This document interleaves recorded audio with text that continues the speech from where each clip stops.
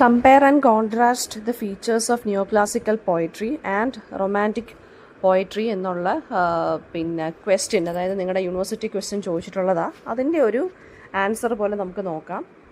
അപ്പോൾ primary focus നിയോ classical poetry എന്ന് പറയുമ്പോൾ 1660 തൊട്ട് 1798 വരെയുള്ള കാലഘട്ടത്തിലെയാണ്. റൊമാൻറ്റിക് പോയട്രി എന്ന് വെച്ചാൽ 1798 തൊട്ട് 1837 വരെ ഉള്ളതാണ്. അപ്പോൾ അതാണ് ഫസ്റ്റ് ഡിഫറൻസ് എന്ന് പറയുന്നത്. ഇനി ഫോക്കസ്, നിയോ ക്ലാസിക്കൽ പോയട്രിയുടെ ഫോക്കസ് എന്ന് പറയുന്നത് അവർ കൊടുക്കുന്ന ഇമ്പോർട്ടൻസ് റീസൺ അല്ലെങ്കിൽ ഇൻ്റലക്റ്റ് ആണ്. ഓർഡറിന് ഇമ്പോർട്ടൻസ് കൊടുക്കുന്നുണ്ട്. പിന്നെ എന്താണ്, ക്ലാസിക്കൽ സ്റ്റൈലിലാണ് അവർ ഫോക്കസ് ചെയ്ത് എഴുതുന്നത്, അല്ലേ? ക്ലാസിക്കൽ ഗ്രീക്ക് ആൻഡ് റോമൻ ലിറ്ററേച്ചറിലാണ് അവർ എഴുതുന്നത്. വളരെ ഫോർമൽ ആയിട്ടുള്ള ടോണിലും ഇൻ്റലക്ച്വൽ ആയിട്ടുള്ള രീതിയിലും വളരെ റീസ്ട്രെയിൻഡ് ആയിട്ടെന്ന് വെച്ച് കഴിഞ്ഞാൽ ഞാൻ പറഞ്ഞല്ലോ, മറ്റേ ഹീറോയിക് കപ്ലറ്റിലും ഒക്കെയാണ് എഴുതുന്നത് ഉള്ളതുകൊണ്ട് വളരെ റെസ്ട്രിക്ഷൻസും ലിമിറ്റേഷൻസും ഒക്കെ ഉണ്ട് ഇവരുടെ പോയട്രിയിൽ. പിന്നെ അവരുടെ പേർപ്പസ് ഓഫ് പോയട്രി എന്താണെന്ന് വെച്ച് കഴിഞ്ഞാൽ ഇൻസ്ട്രക്റ്റ് ചെയ്യാനാണ്, അതായത് ഒരു മോറൽ ലെസണിന് വേണ്ടിയും അല്ലെങ്കിൽ ആളുകൾക്ക് ഉപദേശം കൊടുക്കാനുമാണ് ഇവരെഴുതുന്നത്. റൊമാൻറ്റിക് പോയട്രി എന്ന് വെച്ച് കഴിഞ്ഞാൽ ഇമോഷനും ഇമാജിനേഷനും നേച്ചറിനുമാണ് ഇമ്പോർട്ടൻസ് കൊടുക്കുന്നത്. മെഡീവലിസം, ഫോക്ലോർ, നേച്ചർ, സബ്ലൈം ഇങ്ങനെയുള്ള കോൺസെപ്റ്റുകളാണ് ഇവരെ ഇൻഫ്ലുവൻസ് ചെയ്തിട്ടുള്ളത്. പേഴ്സണലാണ്, ഇമോഷണലാണ്, സ്പോണ്ടേനിയസ് ആയിട്ടുള്ള ടോണിലാണ് ഇവർ എഴുതുന്നത്. നമ്മുടെ വേർഡ്സ്വർത്ത് പോയട്രി ഡിഫൈൻ ചെയ്ത പോലെ, സ്പോണ്ടേനിയസ് ഓവർഫ്ലോ പറഞ്ഞ പോലെ ഈ റൊമാൻറ്റിക് പോയട്രിയിലുള്ള അല്ലെങ്കിൽ റൊമാൻറ്റിക് പോംസ് വളരെ സ്പോണ്ടേനിയസ് ആയിട്ടാണ് ഇതിൻ്റെ ടോൺ വരുന്നത്. പേർപ്പസ് ഓഫ് പോയട്രി റൊമാൻറ്റിക് പോയട്രിയിൽ എന്ന് പറയുകയാണെന്നുണ്ടെങ്കിൽ വളരെ ഡീപ്പായിട്ടുള്ള ഫീലിങ്സും സ്പിരിച്വൽ ട്രൂത്തും എക്സ്പ്രസ് ചെയ്യാൻ വേണ്ടിയാണ് എഴുതുന്നത്. ഇനി തീം വൈസ് നമ്മൾ നോക്കുകയാണെന്നുണ്ടെങ്കിൽ നിയോ ക്ലാസിക്കൽ പോയട്രിക്കകത്ത് ഹ്യൂമൻ ബീയിങ്സിനെ ഫ്ലോഡ് ആയിട്ട്, അതായത് അവർക്ക് എറർ ഉള്ളതായിട്ടും അവർക്ക് കൺട്രോൾ വേണം അല്ലെങ്കിൽ ദേ നീഡഡ് കൺട്രോൾ എന്നുള്ള രീതിയിലാണ് എഴുതിയിരിക്കുന്നത്. റൊമാൻറ്റിക് പോയട്രിയിൽ ഹ്യൂമൻ ബീയിങ്സിനെ കാണുന്ന അല്ലെങ്കിൽ ഹ്യൂമൻ നേച്ചറിനെ കാണുന്നതെന്ന് വെച്ചാൽ they are inherently good and pure എന്നുള്ള രീതിയിലാണ് പ്രസൻറ്റ് ചെയ്യുന്നത്. പിന്നെ അതുപോലെ തന്നെ നിയോ ക്ലാസിക്കൽ പോയട്രിയിൽ സൊസൈറ്റിയെക്കുറിച്ച്, ഇൻഡിവിജ്വലിനെക്കുറിച്ച്, അതായത് സോഷ്യൽ ഓർഡർ വേണം, റൂൾസ് വേണം, പബ്ലിക് ലൈഫിന് പ്രത്യേക റൂൾസ് വേണം എന്നൊക്കെയാണ് പറഞ്ഞിരിക്കുന്നത്. അതുപോലെ തന്നെ നിയോ ക്ലാസിക്കൽ ഏജിൽ നേച്ചറിനെ ഒരു സിസ്റ്റമായിട്ടാണ്, ലോജിക്കലി പഠിക്കാനുള്ളൊരു സിസ്റ്റമായിട്ടാണ് കൺസിഡർ ചെയ്യുന്നത്. പിന്നെന്താണ്, അവർ റീസണിനും ലോജിക്കിനും വിറ്റിനും സറ്റയറിനുമാണ് ഇമ്പോർട്ടൻസ് കൊടുത്തിട്ടുള്ളത്. റൊമാൻറ്റിക് ഏജിൽ സൊസൈറ്റിയെ ഇൻഡിവിജ്വലിനെയൊക്കെ എന്താണ്, ഇൻഡിവിജ്വലിസത്തിനും പേഴ്സണൽ ഫ്രീഡത്തിനും, അതായത് അവനവൻ്റെ ഐഡൻറ്റിറ്റിക്കൊക്കെ ഇമ്പോർട്ടൻസ് കൊടുത്തിട്ടാണ് എഴുതിയിരിക്കുന്നത്. നേച്ചറിനെ ഒരു സ്പിരിച്വൽ അല്ലെങ്കിൽ ഹീലിംഗ് അല്ലെങ്കിൽ ഇൻസ്പിറേഷണൽ ആയിട്ടുള്ള ഒരു ഇതായിട്ടാണ്, ഒരു എലമെൻ്റ് ആയിട്ടാണ് ഇവർ കൺസിഡർ ചെയ്യുന്നത് റൊമാൻറ്റിക് ഏജിൽ. ആൻഡ് അതുപോലെ തന്നെ റൊമാൻറ്റിക് പോയട്രിയിൽ അതുപോലെ തന്നെ ഇമോഷനെയും പാഷനും ഇൻറ്റ്യൂഷനും ഒക്കെ ഇവർ സെലിബ്രേറ്റ് ചെയ്തിട്ടാണ് റൊമാൻറ്റിക് പോയട്രി എഴുതുന്നത്.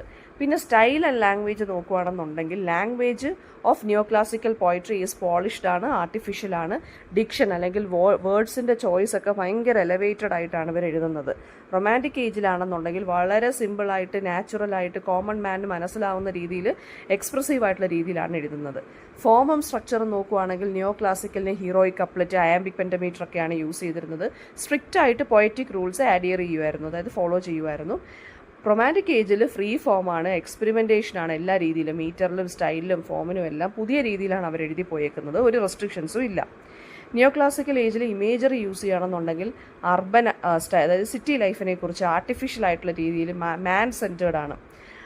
റൊമാൻറ്റിക് ഏജിൽ നിങ്ങൾക്ക് തന്നെ പോംസ് വായിക്കുമ്പോൾ അറിയാം, നേച്ചറാണ്, റൂറൽ ലൈഫ് സ്റ്റൈലാണ്, ലാൻഡ്സ്കേപ്സുകളൊക്കെയാണ് ഫോക്കസ് ചെയ്തിരിക്കുന്നത്. പിന്നെ അതുപോലെ തന്നെ നിയോ ക്ലാസിക്കൽ ഏജിൽ പബ്ലിക് തീമും പൊളിറ്റിക്സും സോഷ്യൽ കമൻട്രി ഒക്കെയാണ് പറഞ്ഞു പോയേക്കുന്നത്. റൊമാൻറ്റിക് ഏജിലാണെന്നുണ്ടെങ്കിൽ പേഴ്സണൽ എക്സ്പീരിയൻസസിനും ചൈൽഡ്ഹുഡിനും നൊസ്റ്റാൾജിയ, ഇമാജിനേഷൻ, മിസ്റ്ററി ഇങ്ങനെയുള്ള കാര്യങ്ങൾക്കാണ് ഇമ്പോർട്ടൻസ് കൊടുത്ത് എഴുതി പോയേക്കുന്നത്. ഇതൊക്കെയാണ് പൊയറ്റിക് സബ്ജക്റ്റുകളായിട്ട് വരുന്നത് പോയട്രിയുടെ. പിന്നെ റെപ്രസെൻറ്റേറ്റീവ് പോയിറ്റ്സ് ആൻഡ് വർക്ക്സ് വരുവാണെങ്കിൽ നിയോ ക്ലാസിക്കൽ ഏജിൽ നമുക്ക് അലക്സാണ്ടർ പോപ്പിൻ്റെ റേപ്പ് ഓഫ് ദ ലോക്ക് വരുന്നുണ്ട്, ജോൺ ഡ്രൈഡൻ വരുന്നുണ്ട് റൈറ്റർ, സ്വിഫ്റ്റ് വരുന്നുണ്ട്. അതുപോലെ തന്നെ റൊമാൻറ്റിക് പോയിറ്റ്സ് ആണെങ്കിൽ വില്യം വേർഡ്സ്വർത്ത് വരുന്നുണ്ട്, കോൾറിഡ്ജ് വരുന്നുണ്ട്, ഷെല്ലി വരുന്നുണ്ട്, ജോൺ കീറ്റ്സ് വരുന്നുണ്ട്. അപ്പോൾ നിങ്ങൾക്ക് പഠിക്കാനുള്ള നിയോ ക്ലാസിക്കൽ ഏജിലെയും റൊമാൻറ്റിക് ഏജിലെയും റൈറ്റേഴ്സിനെ കുറിച്ച്, അവരുടെ വർക്ക്സിനെ കുറിച്ച് നിങ്ങൾ ഈ ഒരു സെക്ഷൻ വരുമ്പോൾ മെൻഷൻ ചെയ്ത് പോവുക. പിന്നെ വരുന്നത് ഫിലോസഫിക്കൽ ഇൻഫ്ലുവൻസസ് ആണ്. നിയോ ക്ലാസിക്കൽ ഏജിലെ ഫിലോസഫിക്കൽ ഇൻഫ്ലുവൻസ് എന്ന് വെച്ചാൽ എൻലൈറ്റൻമെൻറ്റ്, അതായത് നമ്മൾ ഇൻ്റലക്റ്റിന്, ബുദ്ധിക്കൊക്കെ ഇമ്പോർട്ടൻസ് കൊടുക്കുന്നു. റാഷണലിസം, ഓർഡർ, ലോജിക്കാലിറ്റി ഇതിനൊക്കെ ഇമ്പോർട്ടൻസ് കൊടുക്കുന്നു. പ്രോഗ്രസ്സിന് ഇമ്പോർട്ടൻസ് കൊടുക്കുന്നു. റൊമാൻറ്റിക് ഏജിലോട്ട് വരുമ്പോൾ എന്താണ്, ഇമോഷൻ, മിസ്റ്ററി ഇതിനൊക്കെയാണ് ഇമ്പോർട്ടൻസ് കൊടുക്കുന്നത്. അതുപോലെ തന്നെ റൊമാൻറ്റിക് ഏജിൽ നേച്ചറിനെ മിസ്റ്റീരിയസ് ആയിട്ടും ഒരു ഫുൾ ഓഫ് ഡിവൈൻ സ്പിരിറ്റുമായിട്ടാണ് കൺസിഡർ ചെയ്തിരിക്കുന്നത്. അപ്പോൾ സിമിലാരിറ്റീസ് നോക്കുകയാണെന്നുണ്ടെങ്കിൽ റൊമാൻറ്റിക് ഏജ് ആണെങ്കിലും നിയോ ക്ലാസിക്കൽ ഏജ് ആണെങ്കിലും ഈ ഹ്യൂമൻ എക്സ്പീരിയൻസും ഹ്യൂമൻ ഇൻസൈറ്റിനും ഇമ്പോർട്ടൻസ് കൊടുത്തിട്ടാണ് എഴുതിയിരിക്കുന്നത്. അതുപോലെ തന്നെ പോയട്രി തോട്ടിനും ഫീലിങ്ങിനും ഉള്ളൊരു മീഡിയമായിട്ടാണ് രണ്ടും എടുത്തിരിക്കുന്നത്. പിന്നെന്താണ്, ഈ രണ്ട് ഏജസും അല്ലെങ്കിൽ രണ്ട് കൈൻഡ് ഓഫ് പോയട്രി ആണെന്നുണ്ടെങ്കിലും ഫ്യൂച്ചർ പോയറ്റിക് മൂവ്മെൻറ്റ്സിന് അല്ലെങ്കിൽ ലിറ്ററി മൂവ്മെൻറ്റ്സിന് ഇൻഫ്ലുവൻസ് ചെയ്തിട്ടുണ്ട്. ഡിഫറൻസസ് നോക്കുവാണെങ്കിൽ നിയോ ക്ലാസിക്കൽ എന്ന് പറയുന്നത് കുറച്ചും കൂടി ഔട്ട്വേർഡ് ലുക്കിംഗ് ആണ്. റൊമാൻറ്റിക് പോയട്രി എന്ന് പറയുന്നത് കുറച്ചുകൂടി ഇൻവേർഡ് ലുക്കിംഗ് ആൻഡ് പേഴ്സണലാണ്. നിയോ ക്ലാസിക്കൽ വാല്യൂസ് എന്താണ് ഇമ്പോർട്ടൻസ് അവർ കൊടുത്ത് റൂൾസിനും റെഗുലേഷൻസിനും ഒരുപാട് ഇമ്പോർട്ടൻസ് കൊടുത്ത് ഡെക്കോറത്തിനൊക്കെ. റൊമാൻറ്റിക് വാല്യൂസ് സ്പോണ്ടേനിറ്റിക്ക് ഇമോഷണൽ ഡെപ്തിനുമാണ് ഇമ്പോർട്ടൻസ് കൊടുത്തിരിക്കുന്നത്. അതുപോലെ തന്നെ അവരുടെ നേച്ചറിനോടുള്ള അപ്രോച്ച് എന്ന് പറയുന്നത് ഡിഫറെൻ്റ് ആണ് അല്ലേ.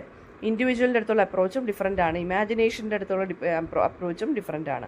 നിയോ ക്ലാസിക്കലിന് ഇമാജിനേഷൻ വലിയ ഇതൊന്നുമില്ല, അവർ ഫുൾ റീസണും ലോജിക്കിനുമാണ് ഇമ്പോർട്ടൻസ് കൊടുത്തിരിക്കുന്നത്. നേച്ചറിനെ അവരൊരു സിസ്റ്റമായിട്ടാണ്, അതായത് that need to be controlled എന്നുള്ള അല്ലെങ്കിൽ പഠിക്കാനുള്ളൊരു സിസ്റ്റമായിട്ടാണ് കൺസിഡർ ചെയ്തിരിക്കുന്നത്.